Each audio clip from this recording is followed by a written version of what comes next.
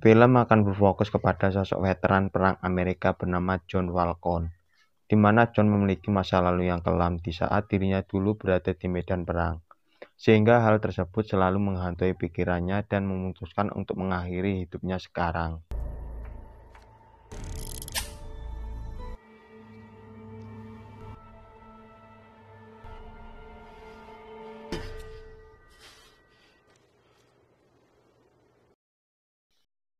Setelah gagal bunuh diri, John pergi ke supermarket untuk membeli temulawak. Sesampainya di sana, dua orang perampok bersenjata masuk dan meminta semua orang untuk tiarap. Perampok itu kebingungan melihat John sangat santai, bahkan nampak tidak peduli. John yang memang sudah bosan hidup meminta perampok tersebut menembaknya. Karena membuang-buang waktunya, John pun menghajar kedua perampok tersebut dan mengembalikan segebok uang yang sudah mereka ambil dari kasir. Shoot him! I do severed brainstem, you shit. No, I'm crazy, man. Shit!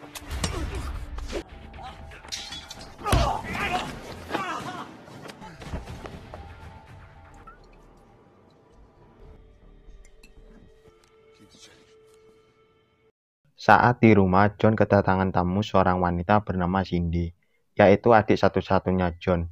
Cindy baru saja pulang dari Brasil. Ia marah karena John lupa menjemput di bandara karena John ketiduran. Untuk melepaskan rindu, mereka pun menghabiskan malam dengan berbincang-bincang di restoran sambil menikmati minuman. Karena Cindy besok akan kembali lagi ke Brasil menjadi sukarelawan di sebuah kota kumuh bernama Favela.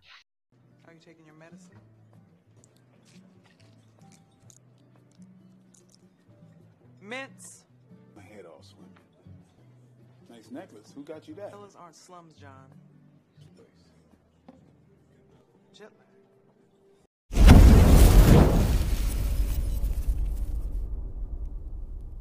Esok harinya, Cindy berpamitan kepada John yang sedang tidur untuk terbang ke Brasil. Favela adalah sebuah kota kumuh di Brasil dengan tingkat kriminal tinggi yang banyak dihuni para gangster di sana. Dan disinilah Cindy tinggal. Suatu hari, seorang polisi bernama Katarina dan juga rekannya bernama Santo.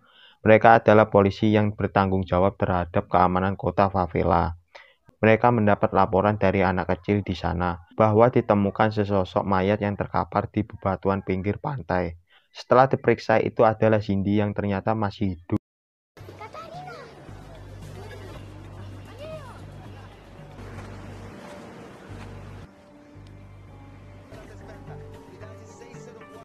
Kemudian diperlihatkan seorang konsulat jenderal bernama Manny, yaitu pejabat berwenang yang mengurus semua warga Amerika Serikat yang tinggal di kota tersebut. Detektif Tiago dan mitranya yang bernama Carlo datang menghadap Manny untuk melaporkan perihal insiden yang menimpa warganya, yaitu Cindy. Dan terlihat Manny terpukul mengetahui hal tersebut. Manny pun mengabarkan hal itu kepada John, dan John yang mengetahui itu, ia pun bergegas pergi menyusul Cindy.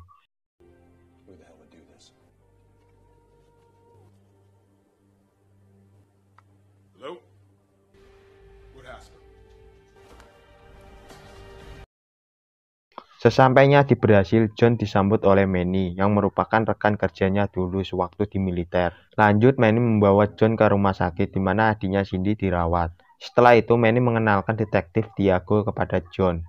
Tiago adalah yang bertanggung jawab dalam menyelidiki kasus yang menimpa Cindy. Ia mengatakan kepada John bahwa kejahatan di kota Favela sangat meningkat terakhir ini.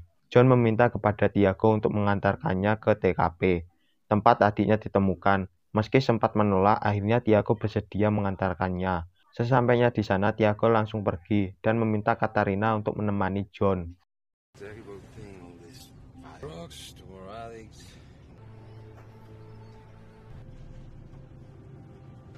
Oficial da Silva. Oficial da Silva is in charge of the security. Please. Sepulang di TKP, John pun kembali ke ruang perawatan Cindy, dan terlihat seorang perawat Asia yang sedang menyuntikkan obat pada infusnya Cindy. Hingga tidak lama kemudian Cindy menjadi kejang-kejang, dan membuat John sangat panik. Ia pun bergegas memanggil kembali perawat tersebut. Namun itu bukan perawat yang barusan ia lihat. John menceritakan apa yang telah ia lihat. Perawat itu mengatakan bahwa tidak ada orang Asia di tim mereka. Setelah kejadian tersebut, John meminta satu orang polisi kepada Tiago untuk menjaga Cindy di rumah sakit. This is right after nurse put meds in her IV.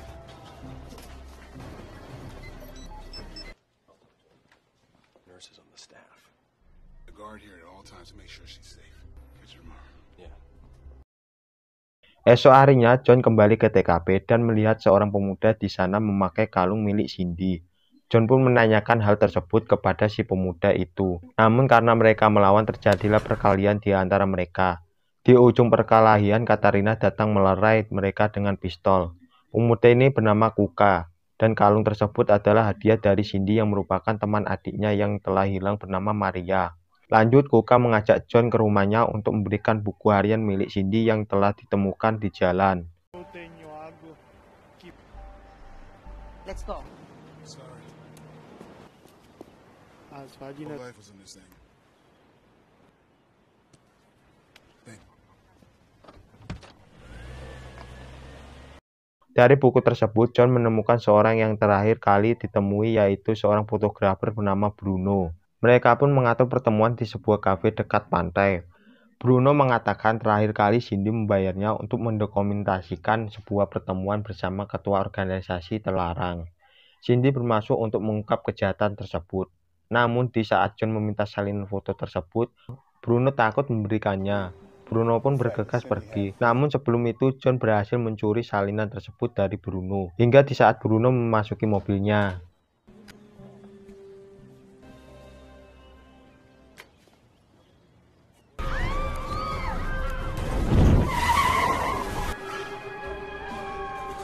Di sini John melihat seorang wanita Asia yang kemarin menyamar sebagai perawat untuk menyelakai Cindy. John pun berusaha mengejar wanita tersebut. Namun ternyata wanita itu tidak sendirian. Meski sempat melawan dan membunuh beberapa dari mereka, wanita tersebut berhasil lolos.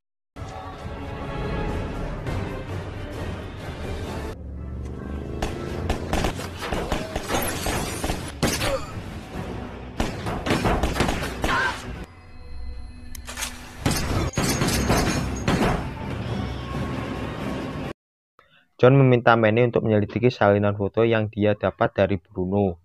Di sini mereka menemukan foto Cindy bersama seorang pria yang memiliki tato yang sama dengan kumpulan pria yang menembaki John barusan.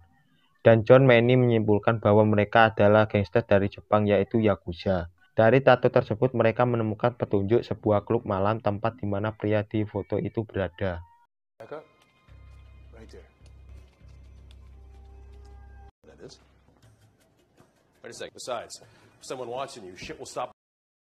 Lanjut, John mendatangi klub malam tersebut dan melihat pria itu adalah seorang DJ di sana. Saat pria itu menuju WC, John pun mengikutinya. Namun ada suatu pengawal di sana dan ternyata mudah saja bagi John, hanya satu kali tendangan pengawal tersebut tumbang. John pun menanyakan perihal adiknya kepada pria tersebut. Karena tidak mau buka mulut, John pun menyiksanya terlebih dahulu. Setelah melewati penyiksaan, pria itu pun akhirnya menyerah dan mengungkapkan bahwa hal yang menimpa Cindy karena Cindy mengikuti mereka dan mengetahui transaksi ekspor-impor yang sudah mereka lakukan. Setelah mengetahui tempat organisasi tersebut, yaitu di sebuah villa dekat pantai, John pun meminta Manny untuk mengantarkannya. Looks like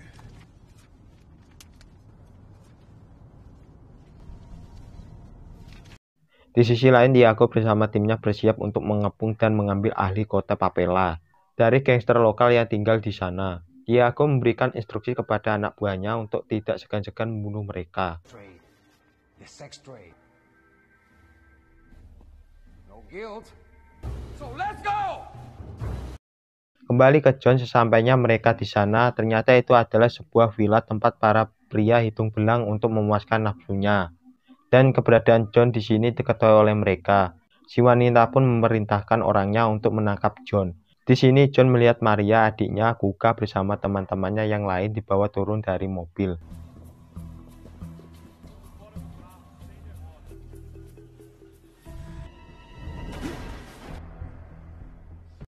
Kembali ke Papela, salah seorang anak buah Diago menemukan dua orang Asia yang sedang memasukkan beberapa orang anak wanita ke dalam mobil. Ia pun melaporkan hal tersebut kepada Diago. Namun ternyata ia ditembak mati oleh Diago. Dapat dipastikan Diago dan Carlo adalah polisi korup. Dan ini adalah Kirimoto, yaitu ketua gangster Yakuza di tempat ini, yang merupakan dalang dari semuanya. Mengetahui tempatnya sedang dikacau oleh John, ia pun memerintahkan Tiago untuk mengatasi John. Di sini Kirimoto menunjukkan kekejamannya dengan mengeksekusi mati seorang yang sudah membocorkan tentang dirinya dan usahanya kepada orang lain.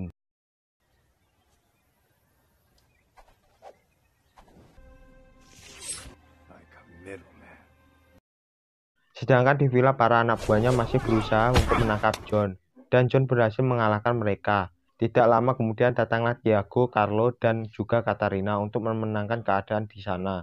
Tiago meminta John untuk pergi dari sini dan meminta Katarina untuk membawa John.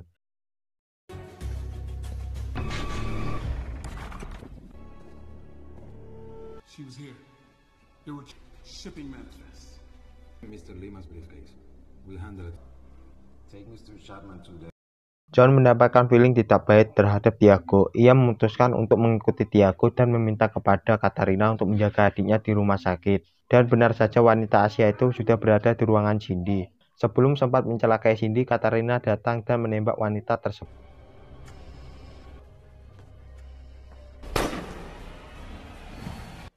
Oh ya. Sedangkan John mengikuti Tiago dengan cara bersembunyi di bagasi mobilnya. Yang ternyata Tiago pergi ke pelabuhan dan bertemu Harimoto di sana. Di sini terlihat mereka mengeluarkan gadis-gadis di bawah umur dari mobil untuk disimpan di gudang. Kemudian diselundupkan ke Jepang untuk menjadi wanita penghibur di sana. Dan di tempat penyimpanan tersebut dijaga ketat oleh para penjaga bersenjata. Mengetahui hal tersebut, John melaporkannya kepada Manny dan meminta Manny untuk mengirimkannya bantuan. Sambil menunggu bantuan datang, John berusaha menyelinap masuk ke tempat tersebut. Namun keberadaan John diketahui oleh mereka. Dan disinilah terjadi pertarungan yang sangat tidak seimbang, di mana John menghadapi Kirimoto bersama anak buahnya yang dibantu oleh Tiago dan juga Carlo. Namun dengan pengalaman militernya, satu persatu dari anak buah Kirimoto dibantai John.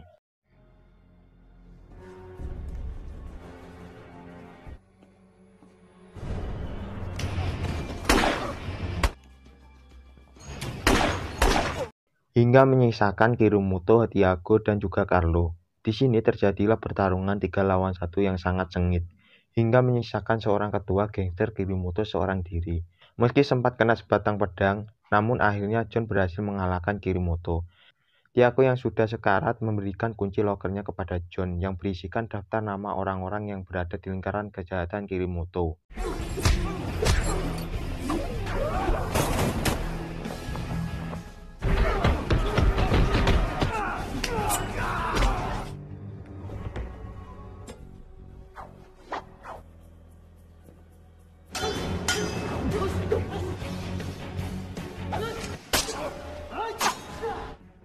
Put up a better fight than you.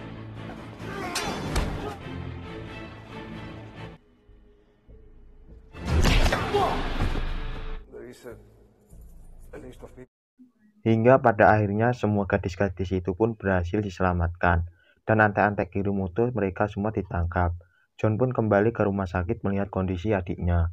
Dokter mengatakan bahwa Cindy mengalami cedera yang sangat banyak, sehingga butuh waktu bertahun-tahun untuk kesembuhannya. Dan Manny menawarkan John untuk kembali ke militer, karena memang John butuh banyak uang untuk kesembuhan adiknya. John pun menerima misinya yang diberikan oleh Manny, dan misi pertama sudah John selesaikan. You can't think like that. Uncle Manny gives you. It's nice to have someone to get the job done when no one else. Only so much I can do.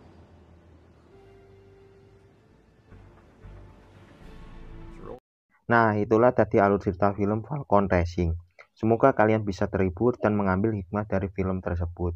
Atas kekurangan dari segi cerita atau video, kami mohon maaf. Terima kasih sudah menyaksikan sampai akhir. Dan sampai jumpa di video lainnya.